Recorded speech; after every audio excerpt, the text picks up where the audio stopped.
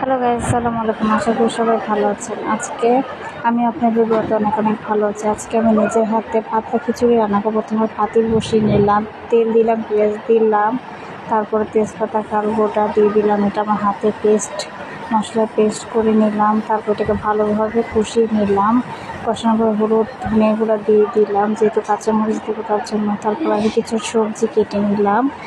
তারপরে এটাকে আমি কষিয়ে নিলাম। কষানো দেখেন কষানো হয়ে গেছে। এখন আমি টমেটো দিয়ে দিব, যেহেতু আমি টমেটো কুচি করে রেখেছি সে টমেটোগুলো দিয়ে দিব। দেওয়ার পরে লাগাতে, যেহেতু টমেটো কুচিটা দেখানো হয়নি, তারপরে আমি এগুলা মশলা কষানোর পরে আমি চাল দিয়ে দিলাম। এটা ভালোভাবে ভেজে তারপর আমি পরের চুলে গরম পানি বসিয়ে নিয়েছিলাম। তারপর আমি চালটা দিয়ে ভালোভাবে ভেজে তারপর আমি পানিটা দিয়ে কাঁচামরিচ দিয়ে দিচ্ছি। এটা আমি ডিমের রেসিপি, তো আমি পেঁয়াজ কাঁচামরিচ কাটা ছিল, তারপরে 3টা ডিম নিয়ে নিচ্ছি, তারপরে ভাজবো। এটাকে আমি করে নিই। এটা আমার ফাইনাল লুক। কেমন হয়েছে সবাই কমেন্ট করে অবশ্যই জানাবেন।